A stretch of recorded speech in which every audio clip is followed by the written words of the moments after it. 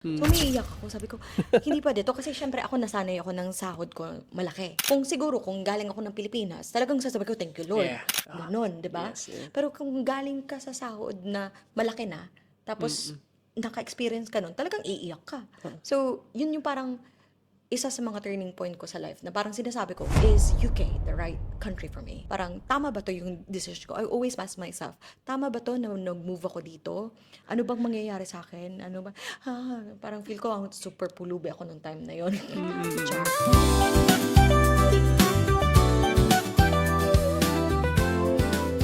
Yon si Jerlyn, isang dating teacher sa Pilipinas at saka sa China. Mas kilala siya ng kanyang mga followers bilang the Filipino teacher in the UK. Nung napadpad siya dito sa Bournemouth, sinet namin tong kwentuhan na to at sobrang dami naming napag-usapan. Sa tingin ko marami tayong matututunan sa mga naging challenges niya dito. Pero sigurado ako, may inspire din kayo sa mga na-share niyang wins. So tara, episode 3 kasama ang the Filipino teacher na dinala sa UK. Okay, sige. Like question mo na, saan ka originally sa Philippines? So, I'm from Davao City. So, proud. Dabawan niya Bisaya. Yeah. Batiin mo sila ng... Oy, hello mga Bisaya dira. So, nanako diri char ana, di ba bes? Ilang taon ka na nag-work dito? 4 years. Mag 4 years this coming February. Oh, ILR na next year. Yeah. Di ba? Oh, ganon. Pera na this. Saan ka nang tuturo? Dito? Oo. Dito sa UK. Anong area? Doon? Actually, ganito. I-share ko lang na kasi kami hindi pwede magsabi kung saang school kami nagtuturo. Kasi safeguarding purposes. So, unang-unang pipirmahan mo yan sa kontrata. Yung about data privacy, yung saan located, GDPR. o yung mga ganar. Tsaka yung yung paggamit ng social media, naka-limit talaga siya. Dapat magtanong ka muna sa school mo kung pwede ba talagang sabihin or gamitin yung pangalan ng school. So, ayun. Pero yung first week ko, sobrang nakakapagod at nakakatakot. Coming from a teacher na galing Philippines, nakakapagod. Yuck, no. Coming from a teacher from China, kasi nag-work ako sa China. So, before before UK, teacher ako sa China.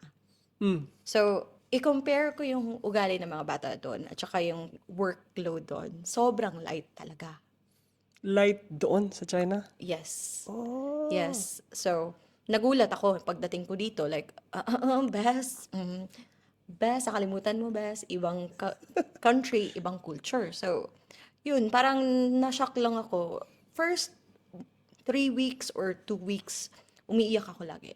Ay, totoo? Oo, like, akala ng iba na sobrang saya ko kasi nga nandito na ako. Di ba, syempre naman, kung kahit sino na nandito nandun sa Pilipinas, kung makita nila yung mga pictures mo na nandito ka na sa, may London Bridge picture ka, mga London, Tower of London, may Big Ben ka, syempre ganun, huy, ang ganda dyan, sana all, mga ganun. Pero hindi nila alam yung sa likod nun, 2 weeks to 3 weeks akong umiiyak every night, thinking if my decision was really right to move here in the UK. Pero teacher ka din sa Philippines? Yes, nagturo ako sa Pilipinas for about 6 years. Like 2 years of private school and then 4 years ata sa public. Oh, and then China. So China pa lang. Kasi kanina lang, no, may napanood ako na parang British teacher na sa Singapore naman nagtuturo. Sabi naman niya, feeling niya yung mga students sa Singapore overworked. Tipong even weekends naka-uniform daw sila. So sa China iba. Ganun din. Pero sa work as a teacher is different. Kasi yung mga bata doon, talagang nagsa-study yun. May pakialam sila sa ano nila, sa pag-aaral nila. Like may night studies pa yan sila. Hanggang alas 9 ng gabi. Ganun. Tapos may mga times din na nagbabantay yung mga Chinese teachers nila sa klase nila. Well, kami kasi mga foreign teachers, may time limit lang. Tsaka kami din, pag may klase, halimbawa kung may period 1 klase kami, dun lang kami pumapasok. Kung wala kaming klase period 1, hindi kami papasok nun. Tapos pagtapos ng trabaho namin 12 noon, layas na kaagad kami. Off na. Off na, ganun. Masarap na. So, galing doon. Pero kasi ako nabasa na mas polite yung mga British. Nag-apply ba siya sa mga students? Let's say 50-50. Like, may iba naman talagang mga bata na polite din. Depende kasi yan sa mga bata eh. Like, siguro sa 30 na estudyante mo, may dalawa doon parang, gumagano ka na, best, ayos ka. Kung pwede lang purutin. Pero syempre, hindi natin yan gagawin, hindi di ba? pwede. So, sa 30 bata, may isa o dalawa doon na parang, mayos ka. Pero generally naman, okay naman sila. Bali, anong year yung mga tinuturuan mo? Secondary. So, I teach from year 7 to year 12 students. So, yun yung katumbas ng... Grade 7 sa Philippines hanggang grade 12. Ay, hindi ko na kasi nabutan yung Senior. K-12. Yung ganun. First year. First year high school hanggang fourth year, tapos yung K-12. Yung dalawang 12, pang K-12. ganon. Okay. Senior high. Senior high. Okay, sige. Magandang warm-up questions din yun, no? Kasi dahil na nating napasok. China, UK, Philippines, no? Kasi isa sa mga lagi ko naririnig sa mga teachers sa Philippines is, ang isa sa mga sinasabi naman nila is overwork sila kasi kailangan nilang dalhin yung Trabaho. work sa ganun din ba sa UK? To be fair no dito, minsan ka lang kasi talagang ma-overwork. When you say overwork, yung during marking time, pag may exam ang mga bata. So dun ka lang mapapagod. Like dadalhin mo yung mga papel minsan kasi hindi mo matatapos sa school. So minsan dinadala ko sa bahay. Ako din. Recently nag-mocks yung mga bata. Kailangan ko dalhin yung mga papers kasi hindi ko kaya tapusin agad. Pero generally, okay lang naman yung trabaho. I-compare ko yung trabaho ko sa Pilipinas at dito, mas okay dito. Pero kung compare ko yung workload ko sa China, dito, syempre, mas okay sa China. Ganun. Okay. Sige, yun. Isa sa mga goal ng episode na to is ipakita nga na may mga Filipino teachers din dito sa UK. Kasi madalas ang naririnig natin mga nurses, di ba? Mga healthcare workers, yun talaga yung mga nakikita natin na mga nasa abroad, especially here in the UK, no? So nung nakita ko na merong Filipino teacher in the UK, na-intriga talaga ako, no? So ikaw ba, when people see your page or yung mga nakakasalamuha mo din dito sa UK personally, pag nakalaman nilang teacher ka, ano yung usual reaction that you get? Tatanong ka agad, talaga ba? Talaga ba? Or paano ka nakapag-work dito? Dinala ka ba ng foreigner mo na mga ganon? May mga ganon eh. Nasasabihin ko, Pwede nag-apply lang ako.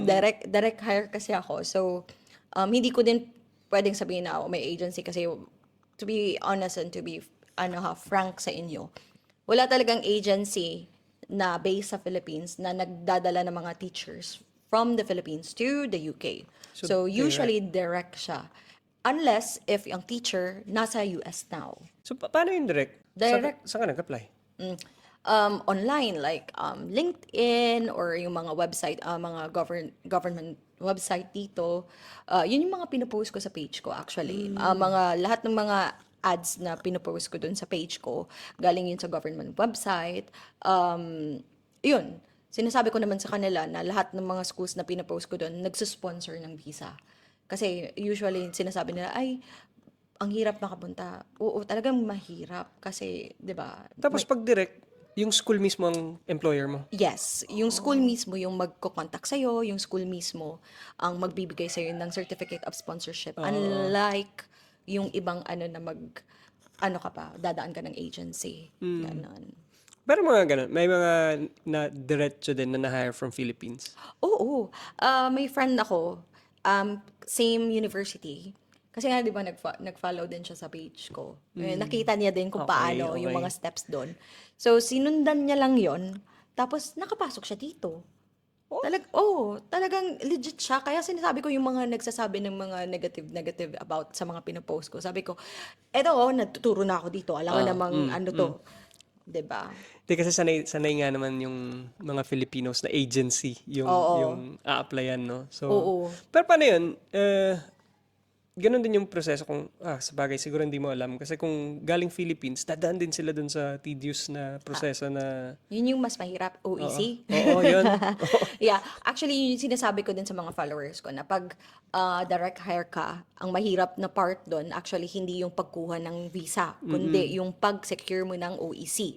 Kasi yung OEC, tumatagal yun ng a month or two. Yung sabi ko sa na nakapunta dito na teacher galing Pilipinas papunta dito direct hire, Oo. muntik na siyang hindi makalusot kasi nga ang bagal ng OEC. Oo. Tapos yung visa niya pa-expire na. Tapos hindi natatama dun sa timeline ng hiring. Oo, so yun yung buti na lang na sabihan natin na lumipat ka ng Manila, doon ka mag-process ng OEC mo para matapos yung OEC mo. Kaya ayun, nakalabas din siya. 'Di ba? Oo, kasi may mga nababasa din ako na kahit hindi sa mga teachers, kahit sa ibang profession na minsan sumusuko na yung employer. Yes. Lalo na yung mga yung mga chef ganyan. Kawawa. Dahil sa OEC, no. Kaya natanong ko rin. Kasi kami hindi namin na-experience 'yon. Galing kami ng Abu Dhabi. Mas maganda. Mas maganda yung ganyan na Kasi baka ulihin tayo ng OWA dito. Hindi. Kasi pwede mo naman i-process yung OEC mo pag nandito ka na.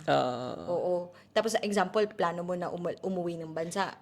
So, before ka umuwi, i-process mo muna yung mga documents for OEC. Unlike kung galing ka talaga ng Pilipinas, pahirapan. Para kang dumaan sa butas ng karayom. Kaya sinasabi ko sa mga followers ko, mas okay pag nasa ibang country kayo. Yan Kasi naman mas gagaling. mabilis yung process niyo. Kasi hindi ko rin talaga na-experience yung OEC. Kasi ako sumama lang ako sa misis ko. Pero siya, Dinala ka nga lang, oo. ang naalala ko nga sa kanya, nung nandito na siya, tapos nung unang uwi namin, dun niya pinrocess yun. Yung Oo, OEC, yun. di ba? So, mukhang mas madali nga Mas na madali, Hong Kong. oo. Nung galing ka ng China, so ano yung mga expectations versus reality na sa tingin mo masishare mo sa amin? So, syempre, no, yung expectation ko talaga na Harry Potter best. Syempre, super fan kasi ako ng Harry Potter. So, yun yung talagang, ganito na best, power na, kasi ano ka na, British, nasa British, ano ka na, area ka na, mag-i-English ka na, todo. Syempre, akala ko social na social yung English ko nung time na yon. Pagdating ko dito, biglang sabi ng bata, say it again. Ay, Diyos ko Lord. So, I have to change again my way of speaking. Kasi, sabi nila, baka inano mo lang yung accent mo. Hindi, talagang na-acquire siya. Lalo na pag ang kausap mo, mga bata, every day, talagang ma-acquire mo yung accent nila. Kasi, ikaw din, kailangan mong mag-bend. Kung hindi ka magbe-bend, hindi sila matututo sa'yo. Kasi magtatanong yan sila, katulad ng word na eraser. O sabi ko, get the eraser. Can I borrow the eraser? Anong eraser, miss? Gumaganon sila. So, how about this one? So, sabi na, rubber. That's rubber. Okay, best. Okay, yung trash can. Totoo. Bin. That's bin. Diba? So, kailangan mo talagang mag-bend at saka kailangan mo talagang mag-adapt. Yun yung kailangan mo as a teacher here in the UK. May mga maririnig ka pa dyan or mga, siguro may mga nakakuha kang comments na parang pet peeve, yung mga nag-abroad lang, naging British accent na. Oo. Especially ngayon, di Ako ba? yun trend? best. Ako yun best. Hindi, kasi ako let's be real. We really need to adapt. Kasi hindi naman pwede na sila yung mag-adapt sa accent mo. Kasi ang dami nila, 30 versus 1. Yeah. Siyempre, ako mag-adapt ako kasi yung mga bata, magagano na, ano yan, miss? O ito, pero mga topic sa math. So, pag sinasabi natin exponent dati, di ba? Exponent, alam naman natin yung maliit na number na sa taas, yung base, di ba? Sa kanila kasi ang tawag dito, index. Hindi ko alam. Di ba? Index ang tawag dito. So, sabi ko, okay. So, I need to adapt. So, hindi siya pet peeve. Sabihin na nila pet peeve. But that's a requirement for me to teach and to communicate with my students effectively. Para matuto sila sa akin, di ba? Meron akong, example. Meron akong kaibigan ng pangalan Marcio. So, na-promote siya sa trabaho. Tapos sobrang excited ko kinwento sa katabi ko sa office. Ang naririnig daw nila pag sinasabi kong Marcio, Marshall. Sabi ko, Marcio. Sabi, no, you're saying Marshall. Sabi ko, Marcio. Marshall. Oo. Sabi ko, kailangan mo talaga ding gayahin ng konti. Kasi hindi kayo magkakaintindihan minsan, no? Yun yung point ko. Hindi sa nagtatrying hard ka. Yes, parang nagtatrying hard ka. Pero kailangan kasi siya. Unless nasa Pinas ka, tapos wala kang rason para magganon. Parang ganun yung sa akin lang naman, yung ano ko. Pero nasa sa inyo na pa rin yan, di ba? May iba kasing family na mahilig sa Peppa Pig. Oo, di ba?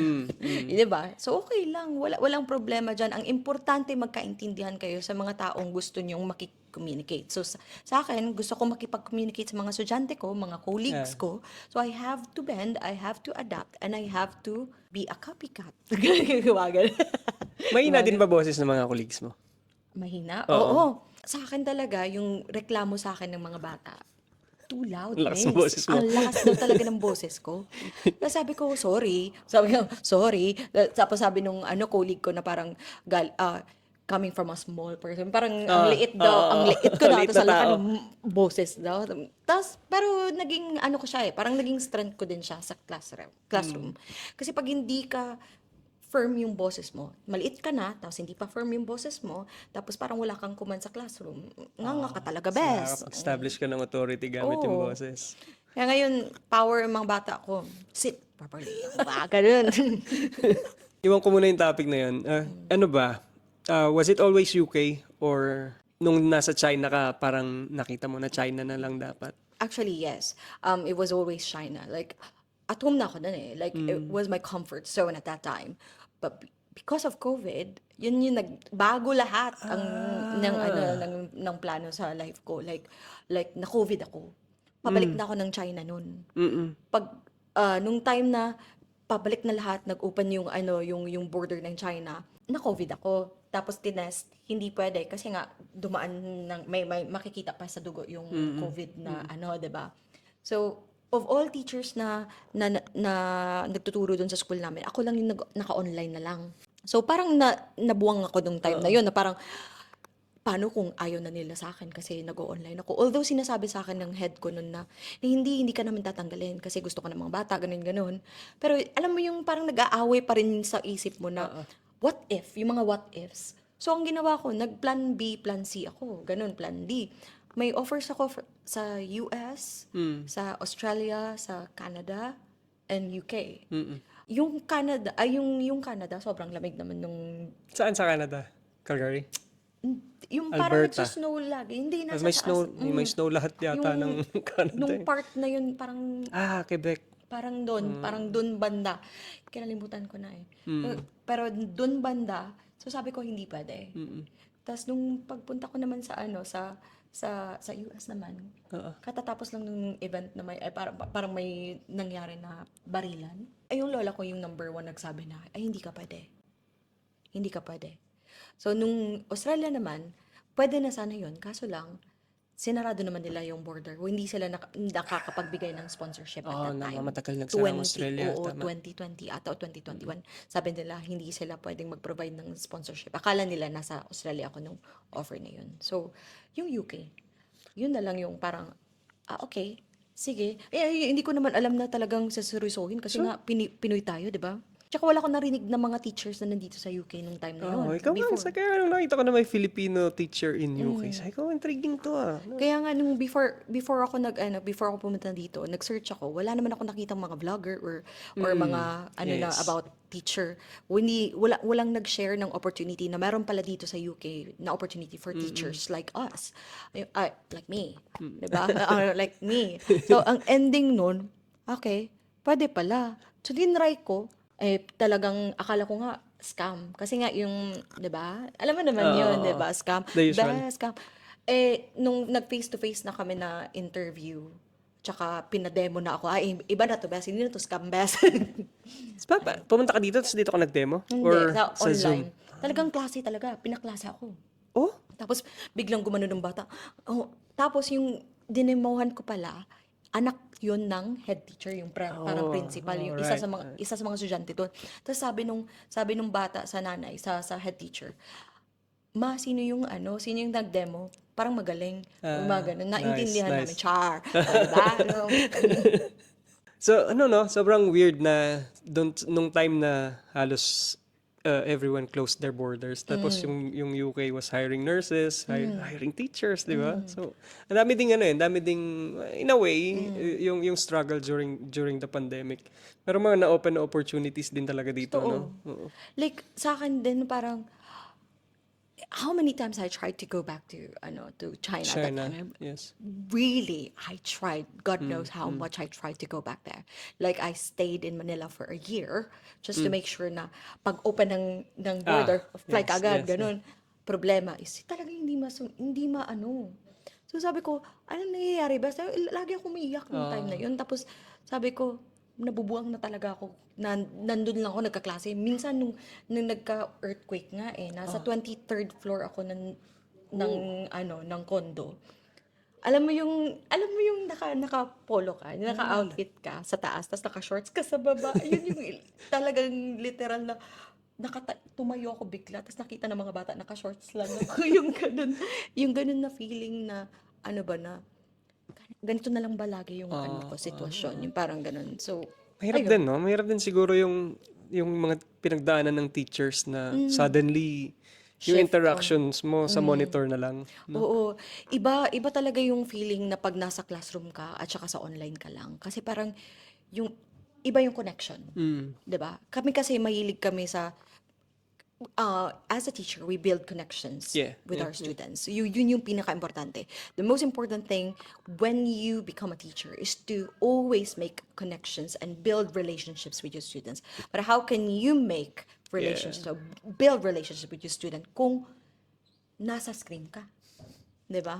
Kung to toilet sila, excuse me, miss, can I go to the toilet? Ito yung mga Chinese students. Oo. Ah, Pero napaka nila, polite nila. So, kaya love na love ko sila. Talagang din ako nun.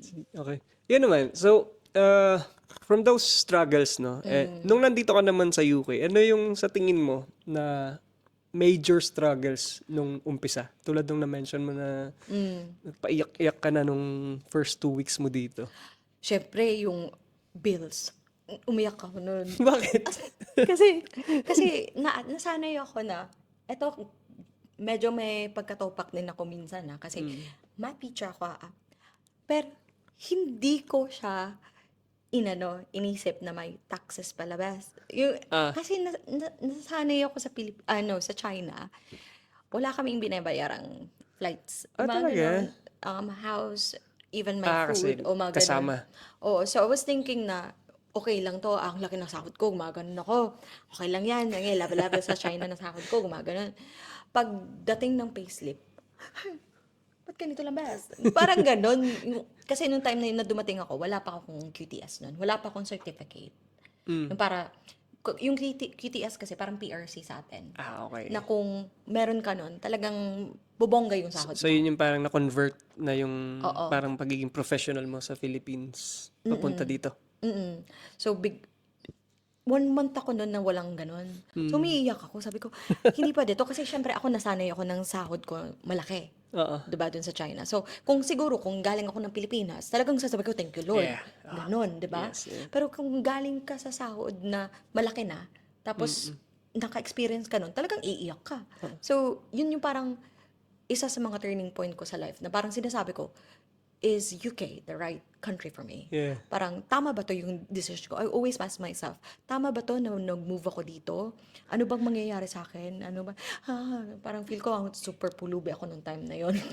Char. Ganon. Pero, overacting man tingnan or pakinggan, pero talagang yun talaga yung nangyari na talagang nag-self-pity ako. So, umabot ka sa ganun na kinwestiyon mo na worth it pa ba to? Ganun? Oo, ganun. Sabi ko na nga, balik na lang ako ng China. Kasi nag-open na yung, medyo traitor din Pagdating ko dito sa UK, after a month, nag-open yung China. Naku. Sabi ko, ano ba to? Make ng choice. Yeah. Eto na, stay ka na lang dito kasi nabasa ka na ng ulan, maligo ka na lang. Or bumalik ka ng China. Diba? Yung sabi ko, sige, nakagastos na ako. Kasi gumastos din ako noon. Coming in the UK, hindi naman siya na ginastosan ako ng school. Yes. Ako gumastos ng visa ko, ng IHS ko. So, Talaga? oo. Kasi ako, hindi naman ako healthcare, 'di ba? Sa field. Hindi ako dun sa healthcare services. So, kami mga teachers, yung mga hindi related doon, nagbabayad kami ng IHS. So, ikaw naglabas pati ticket? Ticket, ako dapat. Oo. Pero sinabi ko sa head teacher ko, sabi ko, hindi. Sabi ko, Reimburse niyo? hindi, pinilahan na akong ticket. Sabi ko kasi, kasi usually, gumaganon ako. Sa school kasi, wag gumaganon. Parang binargain ko ba? Tapos ayun, binilan na akong ticket.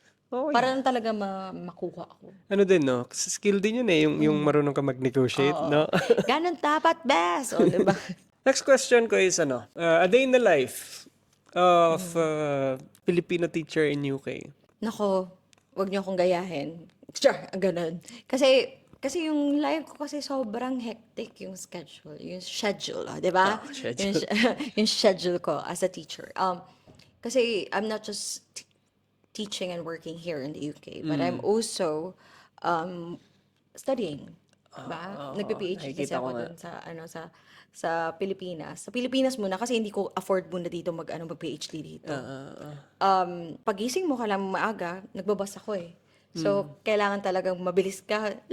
Alam mo, imagine na, kada labas mo ng pinto, takbo ka kagad.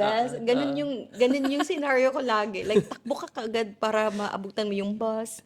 Tapos, hinihingal ka. Ganun, tapos pagpasok sa school kasi hindi ka pwedeng mag-picture, hindi ka pwedeng mag-video, turo ka. Ayan, kausapin mo yung mga bata, ganun, pagalitan mo. Kasi talagang, yung mga bata ko kasi talagang tinitrain ko na maging respectful, kind, and polite. Yeah. Kasi yun talaga yung parang, minsan nawawala na yun eh. Wala na yun. Talagang sabi ko, these are the 3 things that you need to remember when you are in my lesson. You need to be respectful, kind, and polite. Mga ganun. Tapos, minsan nag-i-email sa parents, mga parents, meron ding mga Aggressive. ay, Diyos ko, ganun. Tapos, gusto mo talaga, best. Gusto mo talaga, best. Ito, sa'yo. Ginaganon ko din yung mga parent eh. Kasi, hindi ka pwedeng magpapaapak talaga. Kailangan mo talagang sagutin. Like, eto yung rules. Ano ka ngayon? Char. Gumagano kasi kino-question minsan kung bakit mo binibigyan ng sanction yung mga anak. So, sinasabi ko lang, these are the policies. So, take it or leave it. Charot. Mga ganan. Pero after that, at the end of the day, pag uwi ng bahay, hindi na ako kumakain. Diretso na ako nakikinig music or nanonood ng Netflix o kundi naman kung may nagsa-study daw. Hindi ako nagsa-study. Tinicheck ko lang yung mga GC namin or mga sa PhD kung may kailangan kaming gawin. After that, matulog, ganun lang. Yung routine, paulit-ulit. Pero I always make sure that I always give time to myself whenever it's weekend or walang pasok. Tulad ngayon, di ba? Walang pasok. Power. Gala, best. Nakikita ko nga, ang dami mong travel eh. Oo. Kasi I don't know if you know this about what happened to me this year. Yung dalawang nawala sa akin this year. Yung mama ko namatay. March. Tapos nung August na namatay yung lola ko. Yung lola ko naman, doon ako lumaki. Sa kanya ako lumaki. So talagang medyo mabigat. So sa akin, yung nangyari sa kanila, parang sinasabi ko, I have to make myself really busy. Kasi kung hindi ka busy, tapos may time ka para mag-isip, alam mo yun, yung parang kakainin ka ng lungkot. Tapos Kasi, malayo ka. malayo ka. Tapos alam mo yung gloomy weather dito sa UK, talagang kakainin ka talaga. Lalo na ngayon pa winter. Yeah. So sasabihin ko talaga, kailangan ko talagang gumala or kailangan ko maghanap ng paraan na maging busy ako. Kaya sa sobrang busy ko, ayan, mung tanga, nag-aral dito sa UK. Nag-aral sa Pilipinas. Tapos may racket ako nagpapatutor yung mga bata. Tapos nagtuturo din ako sa US. So, ayun, sabi ko, tapos ngayon, di ba, meeting natin, ganun, naming pero kaya naman. So, intentional yun Intentional. na kailangan busy ka. Oo. Kasi kung hindi ako busy, alam mo yun, iba yung lungkot dito sa UK. I don't know if you feel the same way. Pero siguro nandito yung pamilya mo, so medyo okay yan, di ba? So sa akin kasi ako lang, tapos yung gloomy ang weather sa labas, alam mo yun, bas. Walang kausap, gano'n. Kasi ako sa 3 years ko dito, this year ko palang naramdaman yung gloomy yung pakiramdam ng winter. Yung parang merong week na sabi ko, nangyari dito? At ang haba ng araw ko, gano'n. Natatamaan ka, no? Parang may syndrome sila na tawag yan. Eh. So what more yung sa'yo, no? So you have major losses tapos grabe. Okay. Woo. Since you're keeping yourself busy, isa sa mga laging pinagmamalaki dito ng mga Pinoys na nakakapunta ng UK is yung work-life balance. So, anong sa tingin mo na may work-life balance ba for teachers? Yes, meron. Yun nga, kaya nga nagagawa ko yung mga extra ko. Kasi nga, may time. So, kaya nga may time. So, since ayaw ko nang may space dun sa time ko, ako yun eh, parang alam mo yun, nasanay tayo na workaholic or talagang may ginagawa tayo. Yes. So, tayo lang yung napapahirap sa sarili natin minsan eh. So pero yes, when you ask me about the work-life balance here in the UK, meron talaga. Yun lang, minsan, pag hindi tayo sanay ng ganun, maghanap ka talaga ng paraan na maging busy Busy ka. ka ulit. Ikaw na nagpupukpok sa sarili mo ng ng bato. Oo. Kasi yung iba, they choose yung free time nila, Oo. gagamitin for gala, ganyan. So, ikaw, kung gusto mong mas productive ka doon, choice mo naman yun eh. Trip-trip lang, 'di ba? Minsan naman ganun din ginagawa ko. May isang ano nga na diretso-diretso yung travel ko eh. Wala akong pakialam. Mga ganun, 'di ba? Minsan naman walang gala o work. Ano na ba yung mga napuntahan mo na Countries. you can say na katas ng UK? Katas ng UK yung Europe talaga, yung talagang Ano na mga travel- napuntahan mo? Switzerland, Austria, ganda. mga gano'n. So, Switzerland, Austria, mga gano'n. Germany, Nice. France, ano pa ba? Italy, Spain, Portugal, ano pa ba? Parang may nakalimutan ako. Basta, Ano visa mo? ano? Yung Shenzhen? Oo. Ilang years ang nakuha mo doon? Dalawang beses mo na-apply best. Dalawang beses ka na nag-apply. Okay. Di ba? Kasi kami yung unang apply namin, 3 months multiple. Switzerland lang napuntahan namin. Sa akin kasi yung una, 6 months, tapos biglang, mahaba na pagka-next. Oo. So, galak best, ganun. Depende sa budget, di ba? Kasi, Masarap single dito, no? Pag gagala. No? Oo. Talagang go ka best. Pag may mura, power. Pero minsan naman yung mga travel ko, parang unpredictable travel. Like, yung nangyari sa akin yung Portugal at saka Spain, yung talagang kailangan kong umalis. Kasi, pagkatapos yung October nun namatay yung lola ko, August. So sabi ko, kailangan kong umalis this half term. Half term, medyo mahal yung flights ko. So sabi ko, sige, ilaban ko na to best kasi talagang otherwise, mabubuang ako dun sa bahay na ako lang mag-isa. Parang magsisink in lahat ng mga nangyayari sa akin. So, ayun. Yun din yung problema namin pag kami mga parents eh. Pag may nag-i-school na yung bata, lahat ng opportunity to travel Oo. during school breaks. Oo. Pag school breaks na, Sobrang mahal. times 3. Ano naman yung pinaka na-enjoy mo sa teaching culture dito? Walang pakialamanan. Kanya-kanyang diskarte best. Kanya-kanyang save yourself. Charot. Ganun. Paano walang Ang pakialamanan? daming marites sa Pilipinas, di ba? Charot. Uy, di ba? Yung culture kasi natin, di ba, nakikaalam tayo sa trabaho ng iba. Tapos, ang daming boss. Dito kasi, magturo ka dyan. Basta nagturo ka. May mga lesson plan din dito. Wala. Talaga? Wala. Oo. Discarte ng teacher. May scheme of work. Ano yung scheme of work? Guide yun siya kung ano yung tuturo mo, ano yung dapat na objectives na makukuha ng mga bata o matutunan within the term. So, ikaw na, diskarte mo yan kung paano mo yan ituro. So, sasabihin dyan, ituro mo to ng 3 beses. Parang, itong topic na to, 3 lessons to siya. So, ikaw na bahala kung paano mo siya ituro. Ako naman kasi, sa sobrang dami na siguro ng experience ko ng iba-ibang curriculum, paano ko siya tinuro ng ibang curriculum, ganon. So, namimix ko siya, napaglalaroan ko siya. So, ako nagtitimpla kung paano ko siya sa mga bata na madali nilang makuha yung math. Kasi, test subject siya ng mga bata. Kasi yung anak ko, pa lang siya, year 2. Wala man silang grades. Wala. Sa Ganun din primary. ba sa Ganun din ba sa secondary? Actually, yung grades na is predicted grades.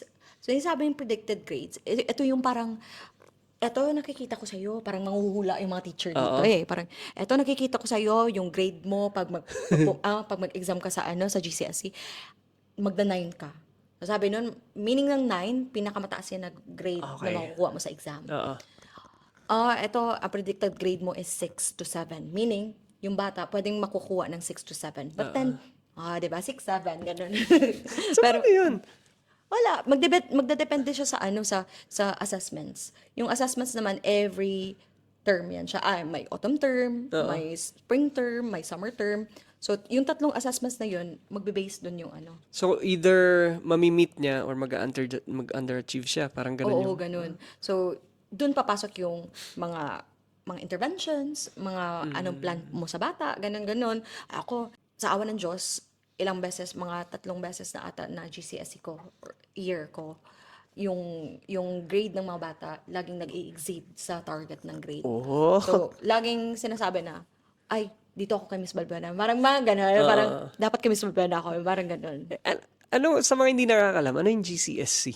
Yung GCSE, parang kung sa Pilipinas, NAT, National Achievement Test. Ay, hindi ko na inabutan yun. Ganun. Parang hindi din ako nag-NAT. NCAE ata yun Hindi, sa parang akin. tinanggal na yun nung Nung time na, sa akin, NCAE dati yun. Yung parang magpe-predict ko anong anong magandang course para sa'yo. Oo, ganon. Ganon yun sa akin. So, sa kanila, ito yung basis para makapasok ka sa mga courses na gusto mong i-take pagka year 12 at year 13 mo. Parang ito yung big exam nila bago mag-college. College ba tawag dito? Yung college kasi is preparation for university. Oo. So, di ba sa atin yung college yung parang College na college natin. talaga. Dito yung college dito or sixth form, preparation for university yon. So, before ka mag-university, kailangan mo dumaan ng 2 years, sixth form or college. Pero before ka makapasok nito, may mga specific grades ka sa GCSE na kailangan mong ma-hit for that specific course. For example, gusto mong kumuha ng mga sciences kasi gusto mong maging doktor or nurse. So, kailangan yung maths grade mo or maths grade mo for GCSE is 6. So, ganun. So, pag wala ka nun, Nga. hindi ka tatanggapin. Best ka best.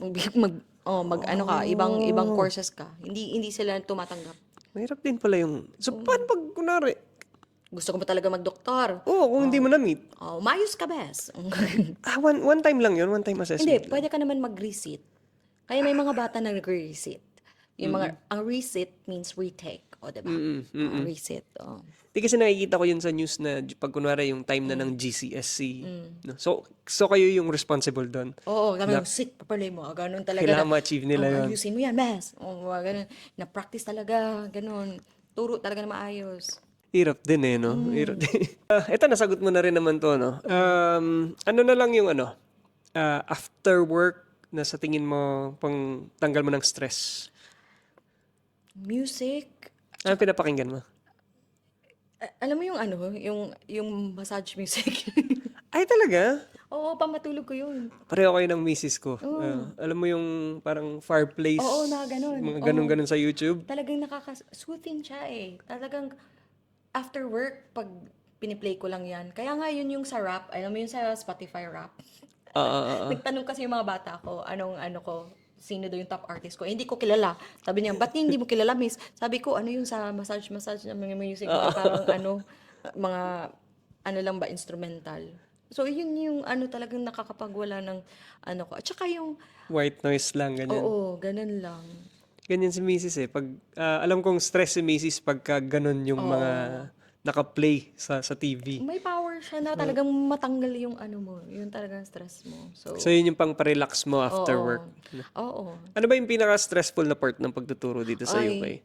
Yung discipline, yung classroom management talaga. Oh. Like, kung hindi ka marunong, hindi ka magaling, nga ka best. Like, yung mga bata talagang minsan sumasagot sa'yo. Oo, sumasagot yung ibang bata. May iba, general naman kasi, mababait sila. Pero may iba na talagang sumasagot, ayoko. Parang gumaganon. Tapos may mga special needs kasi yung ibang bata. Kaya talagang makulit. Ano ba sila? Nakahalo yung mga may special needs? Oo, kasi, kumbaga, education for all to. Talagang ganun. So, most of the time, may nakukuha ko ng mga bata na may ganun, may special needs. So, kailangan mo lang sundin yung interventions na dun sa document nila. Ganun. Pero, most of the time, I always see to it na, these are my rules. Ito dapat gawin nyo. Oo. Kasi, Nga ganun. alam mo yung sobrang sikat na movie na, ano ba yan? Adolescence? Panood mo yan? Oo. Ganun yung mga estudyante. Hindi, sa klase, Kasi, di ba, pinortray yung mga students doon na parang Sumasagot, Oo. ganyan. May ibang ganon, pero hindi sila gumagawa sa akin ng ganon. Pero in general sa school kami kasi namin, medyo okay kasi yung area namin. Hindi rough. Oo. So, medyo, kumbaga, sinasabi na posh daw yung area. So, yung mga bata, hindi din ganun ka harsh. Oo. Oo. Pero may iba talaga na sumasagot. Tapos sasabi ko, why are you answering back? You're not supposed to be talking while I'm talking. Umaga ganun. Matahimik din naman sila. Natatakot sila pagka ginaganon mo sila. Oo. Tapos sabi ko, log or call out? Ano? A log or a call out. So, a log means yung sanction nila. Or call Mare-record. out o tatanggalin kayo sa klase ko. Sabi ko na, kasi may pakulo ako lagi sa kanila na nagpa-party ako pag Christmas party. Okay. Na, Parang Christmas party ng Oo, Pilipino. oo. Gumaganon ako sa klase ko. Yun yung parang nililook forward nila. So, pag yung behavior na sobrang bad, alis ka dyan, patatanggal, umaray, hindi ka kasali sa party, parang ganun. Sabi ko, hindi ako magsuspend ng pera para lang bastusin niyo ako. So, parang soft power mo yun. Oo. Manipulator tayo. Char, ganun. galing, ah.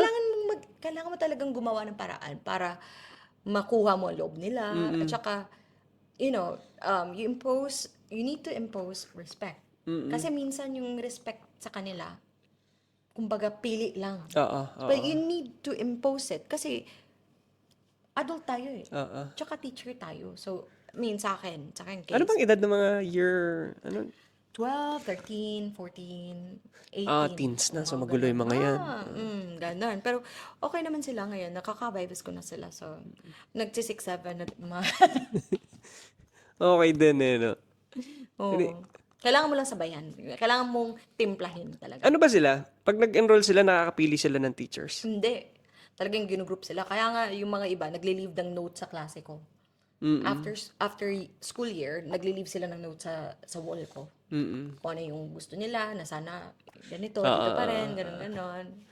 Nagpapasip-sip. Ganun. Syempre, ganon. Sabi ko, hindi naman kasi, wala sila makukuha sa akin kasi yung grade naman kasi is predicted lang.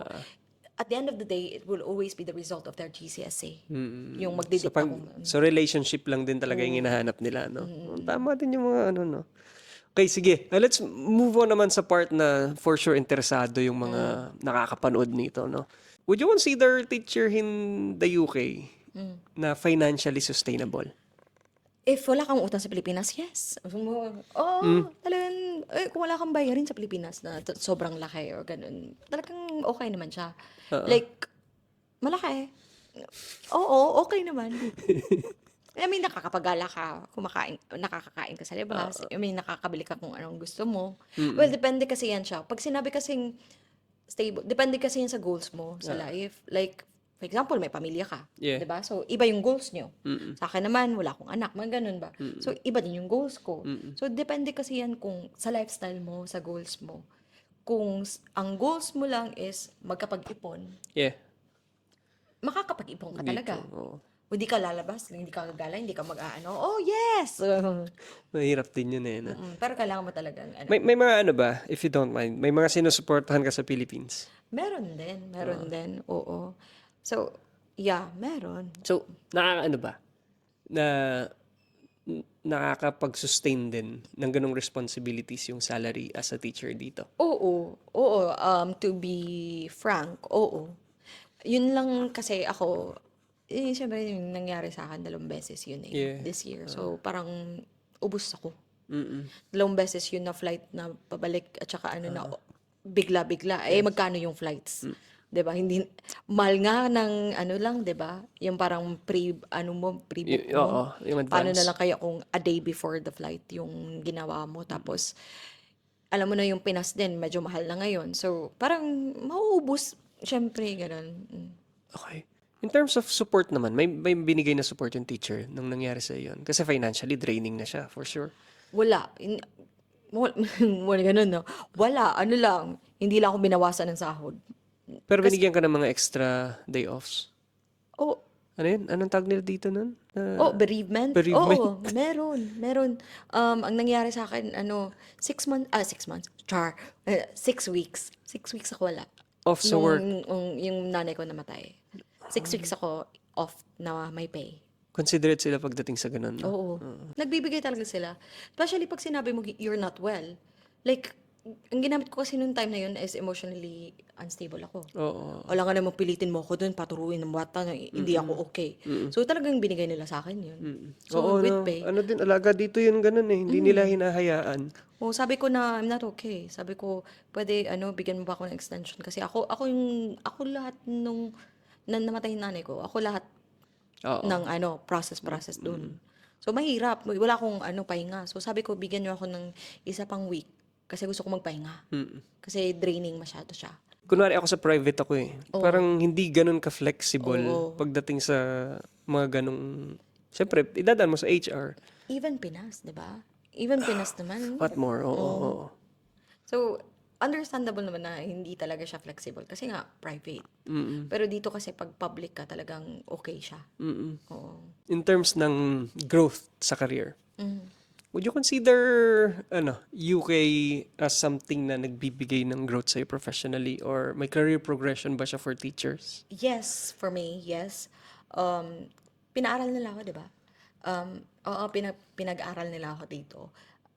Nakapasa ako nung training na yun na NPQLT, leading teaching, ganon. Libre yun ng school or ng government.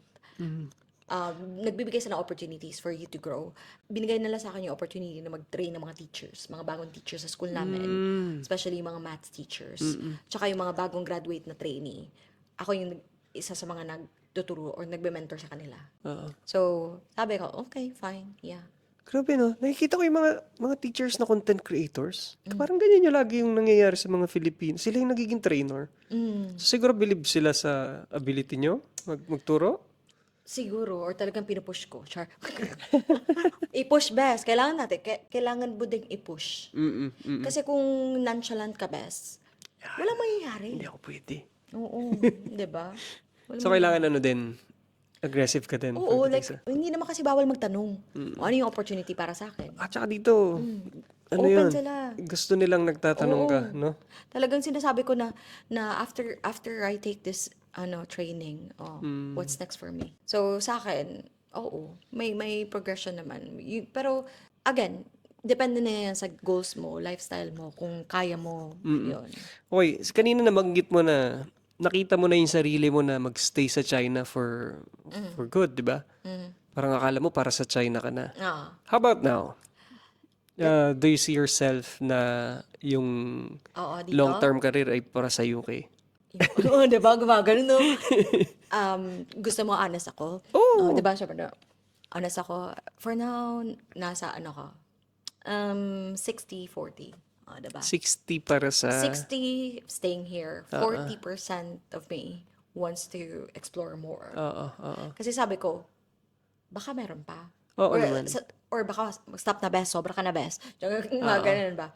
So sa akin naman kasi, open ako for other opportunities. Hindi naman kasi kasi nasanay akong palipat-lipat ng country. Yes.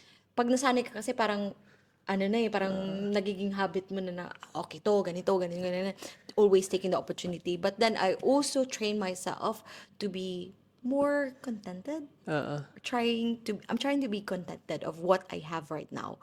But I'm also thinking about my future if UK is really for me. Especially of the recent events and 'di ba news na nangyayari dito about immigration. Yeah. So I'm still thinking and checking kung talagang safe pa tayo dito, bes. Baka mapalayas tayo, bes. O, baka isa sa tayo sa mga mapalayas ni ano. So, sabi ko, I need to also, future-proof. 'Di ba? Ang sarili natin na parang hindi tayo matumba if in case mangyari yon bigla-bigla. Kasi hindi naman natin alam hindi natin hawag yung utak ng mga nasa gobyerno. So, wala.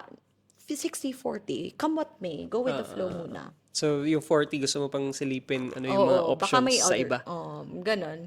Pero for now, since malapit na ako, syempre naligo na ako ng ulan, 'di ba? Tapusin ko na lang banlaw na lang tayo.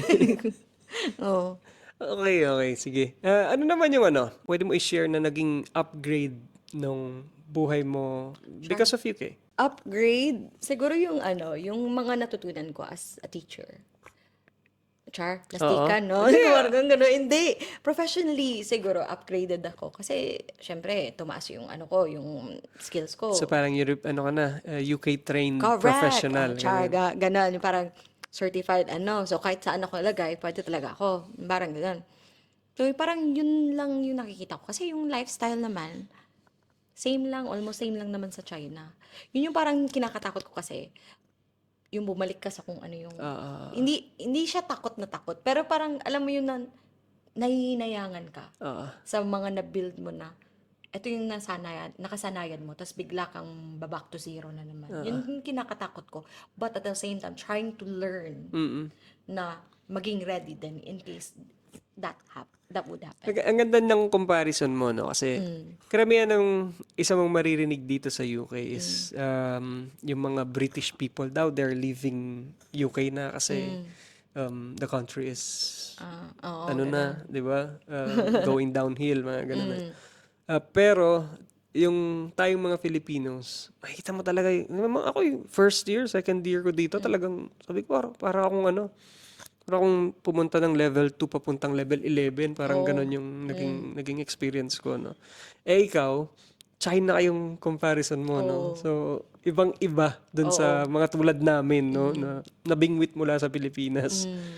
Ito, para sa mga Filipino teachers na makakapanood nitong episode, ano yung gusto mong sabihin sa kanila? So, masasabi ko lang, best, galingan nyo, best, Char. Hindi.